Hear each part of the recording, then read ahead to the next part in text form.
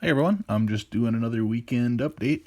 I finally finished my 2 bags of Wheaties. I had 2 bags, two 5,000 count bags of wheat pennies that I bought months and months ago.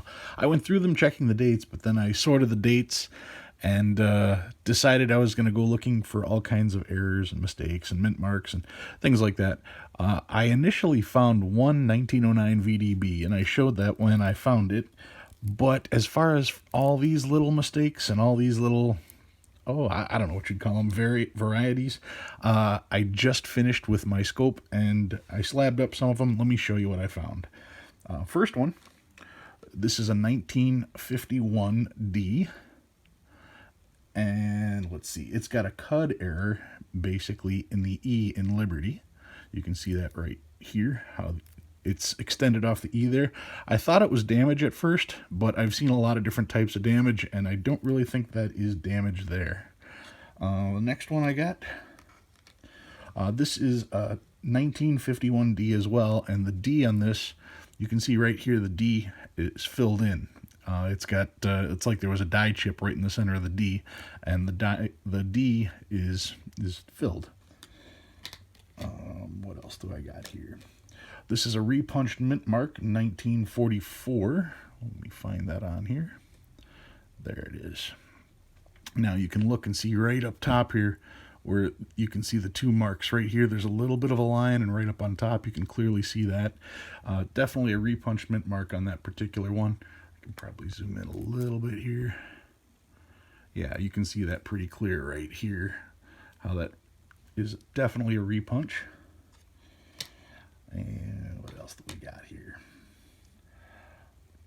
This one is a 1944D, and it is a DDO. It's variety 001. The way you can tell is right here in the 9. You can see the double dyeing right here.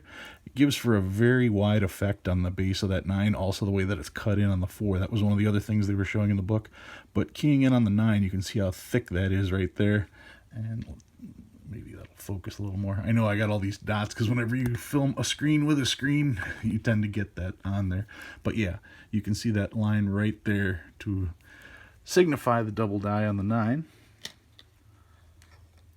Another repunch mint mark. This is a 1955 repunch. And once again, very clear on that. You can see, especially on the bottom there, if I turn it maybe just a little bit, you'll see it a little better. Losing it. There we go. Yeah, you can see that there's definitely an additional portion here and underneath. Not quite as crisp showing from one monitor onto another monitor, but that's definitely the repunched mint mark on that particular one.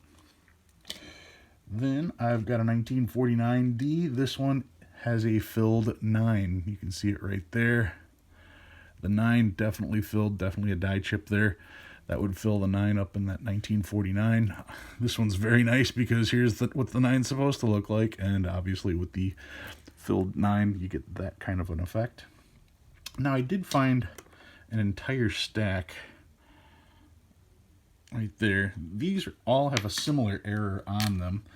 It's an error involving the 9, and let me show it right there. You can see how the 9 has this tail and then it comes like straight down like that. I thought it was damage until I found another one just like it. See how it's just, where is it?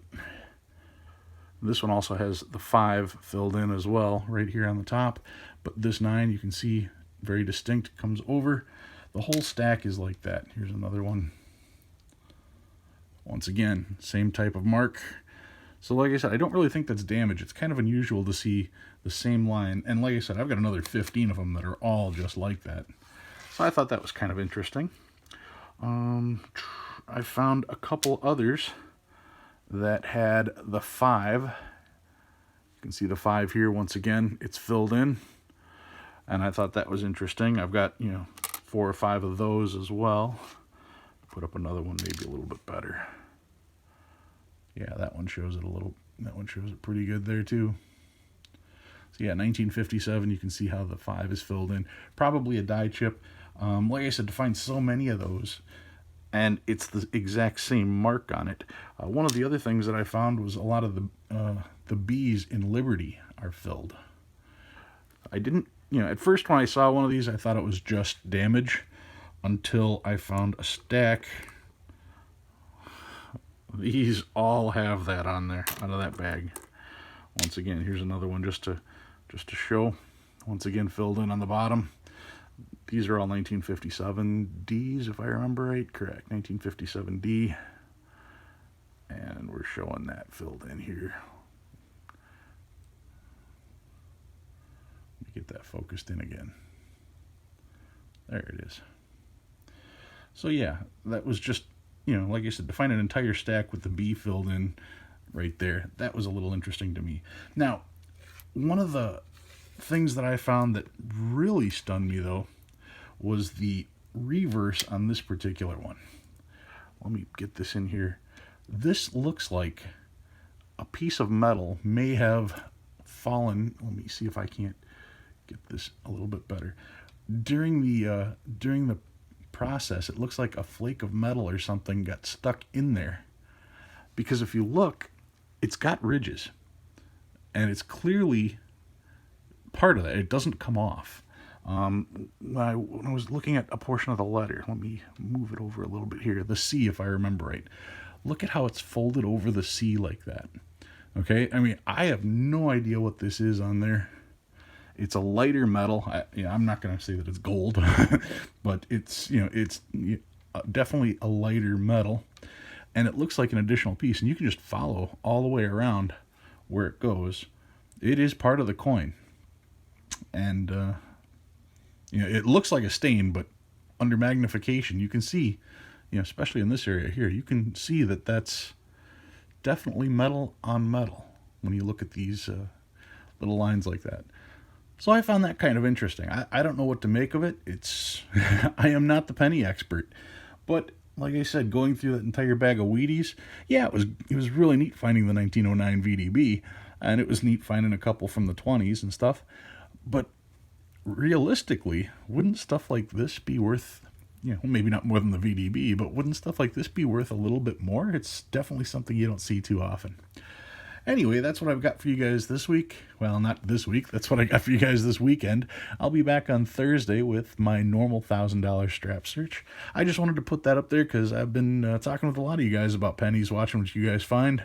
Figured I'd throw up what I've got and what I found. All right, guys, thanks for watching. Talk to you on Thursday.